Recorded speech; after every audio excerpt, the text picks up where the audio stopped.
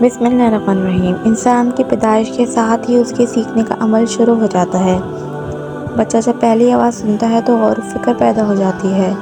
جب وہ آنکھ کھولتا ہے تو حیران کن نظاروں سے ارد گرد کا جائزہ لیتا ہے۔ پھر دماغ میں سوال پیدا ہونے لگتے ہیں، یہ کیا ہے؟ پھر ان تصویروں اور آوازوں کے ملاپ سے ایک اگلا مرحلہ آتا ہے جب وہ سوچتا ہے یہ کیوں ہے؟ اور پھر وہ چلنے پھرنے کے قابل ہوتا ہے، اپنے اس تجسس کو شروع کر دیتا ہے، ہر چیز کو پکڑ کر، چھو کر، دیکھ کر سمجھنے کی شروعات کرتا ہے، اور جو نہیں اس کی زبان ساتھ دیتی ہے، اس کے سارے سوال اس کی زبان پر آ جاتے ہیں۔ یہ کیا ہے؟ ایسا کیوں ہے؟ یہ کس نے بنایا ہے؟ انسان کی ابتدا سے لے کر آخر تک یہ تجسس اور جان لینے کی خواہش ہمیشہ رہتی ہے۔ اب سوال یہ پیدا ہوتا ہے کہ بچے کو ان کے سوالوں کے مناسب جواب کیسے دیے جائیں۔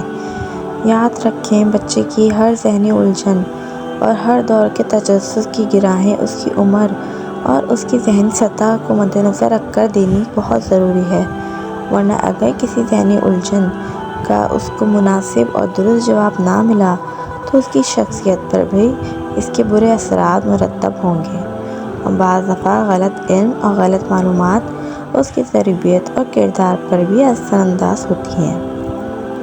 ماں باپ کا کردار۔ ماں اور باپ باغ کے ایک ایسے مالی ہیں جو اپنے ہاتھوں سے پودا لگاتے ہیں، اپنے خون پسینے سے اس کی آبیاری کرتے ہیں اور تکلیفیں برداشت کر کے اس کو پروان چڑھاتے ہیں، لیکن اسی کے ساتھ ہی ان کو اپنے ہاتھوں سے لگائے ہوئے پودوں کی کاٹ چھانٹ بھی کرنی پڑتی ہے، اور یہ کاٹ چھانٹ چھوٹی عمر میں ہی ضروری ہوتی ہے، کیونکہ جب پودا بڑا ہو جاتا ہے تو اس کی شاخیں سخت ہو جاتی ہیں اور ذرا سی سختی سے ٹوٹنے لگتی ہیں۔ اس لیے ماں باپ کو چاہیے بچے کے سامنے اپنے آپ کو رول ماڈل کی طرح پیش کریں۔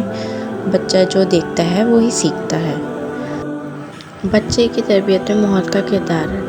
بچے کے تجسس کی کھوج اس کی چھوٹی عمر میں ہی کبھی کچن کی دراز کھنگالنے کی طرف لے جاتی ہے، اور کبھی باپ کے جوتے پہن کر چیزوں کے فرق کو سمجھنے کی کوشش کرتا ہے۔ ایسے میں گھر کا ماحول ایسا ہونا چاہیے جس میں وہ بآسانی چل پھر کر اپنے سوالوں کے جواب ڈھونڈ سکے، اور ساتھ ہی بڑھتی ہوئی عمر میں گھر اور گھر کا ماحول، دوست، رشتہ دار سب بچے کی تربیت میں اثر انداز ہوتے ہیں۔ اس لیے گھر اور گھر کے ماحول ایسا ہونا چاہیے جس میں بچے کی شخصیت نکھرے۔